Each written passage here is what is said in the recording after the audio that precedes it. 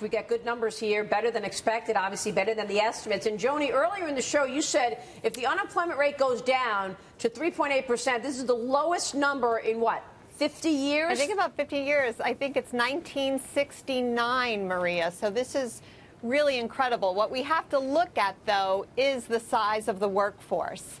And it does sound like labor participation did tick down slightly from 62.8 to 62.7. Yes. So that might be a concern that if the workforce is actually shrinking, it's lowering our overall unemployment percentage. Not really a good thing. We want to see that number growing. We want to see the workforce expanding, obviously, because 6.6 million jobs. In order to get those jobs filled, we're going to need more people participating in the workforce. Well, we got a tight labor force. We've been talking about that. Charles, this looks like a good number. Are we right? I think it's a great number. Listen, you know, we talk about the diminishing increases. We're almost near full employment by almost any measure. Yeah, the U6 now, 7.6. That's the lowest since May of 2001. We can't, I mean, this is a mind-boggling number, all things considered, and particularly with that skills gap that everyone talks about. I got to tell you, when the Beige Book came out this week, I thought it was amazing because every sector of the economy is talking about things being really great, good to great, but in certain areas like manufacturing, it's really remarkable. There's a big piece from the Fed from St. Louis. I'll let Kevin mention that since we both are on it. But listen, retail had 31,000 jobs. You'd expect that lost, not gained. And I'm seeing that reflected in the stock market. Last week, the top 3 stocks out of every stock in the S&P 500, Foot Locker, Tiffany, Ralph Lauren. I mean, it's really amazing. I think the American public is showing how confident they are. This confidence we heard about, by the way, yesterday in the consumer income and spending, same thing. A huge number, the best number since November. I think people are starting to feel that confidence. They're starting to feel comfortable with their new economic circumstances. But for a couple of months there, we were worried about the consumer because we weren't seeing that kind of activity. Well, Stephanie Pondler was. I know, but here's You've the been thing. worried about but the when she was worried about it, I was buying Tiffany and I made 35% in a few months. Here's the thing.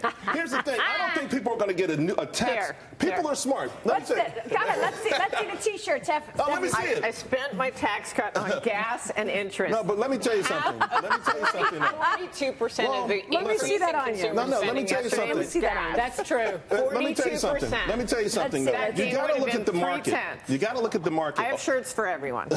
You should say Charles was right. You made people a lot of money. I got an extra large for you. You got T-shirts for everybody? Oh, my God. Here, I spent. Here you go. That one's if you for say you. Charles was right, Here, Dagan, there's one for you. I will back you up on this and this point because, again, the broad concern has been slowing job growth in this country. Right. Going into this report, the last 12 months, we were averaging 190,000 jobs added. So in the most recent report for the month of May, job hiring actually picked up steam.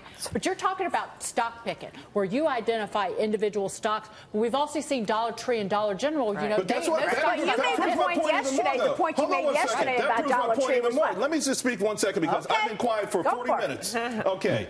Dollar Tree and Dollar General, where people go when they're broke, when people go when they're afraid to spend money. That's the point you said. But I'm saying that's counterintuitive. When people step up and they stop going to Dollar Tree and they say, well, now I'm going to go to Macy's. Now I'm going to go to Tiffany's. That is an amazing sign for our economy. It's really great. I said that yesterday. That's what I'm trying to say. You said this yesterday. That's what I was just trying to say. You're right, Charles, and that's maybe what was behind the decline. But we got to talk about wages and the other issues in this report. John Hilsenrath, what do you think? Thanks for the heads up about the president's tweet there, because you were right. That was a really good telltale sign. That's something I think we need to talk about, is that the president saw these numbers and wants everybody to look at them.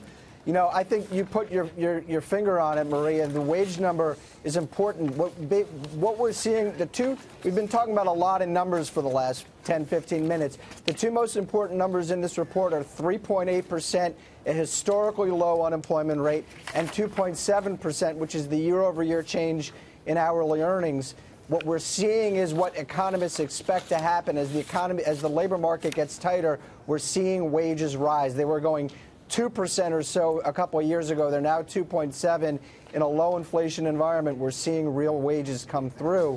And, you know, let's talk about the Fed for a second. In this kind of environment, we have to talk about the Fed continuing to raise interest rates and potentially going beyond where they thought they were going to go where they've been planning on going. Lisa, it's Kevin Kelly. Maybe we get 4 this year instead of 3. Now you're talking about 4 instead of 3. So I think it's going to be 3, but these reports like this actually could trigger different behavior. Yeah, I think it can trigger different behavior.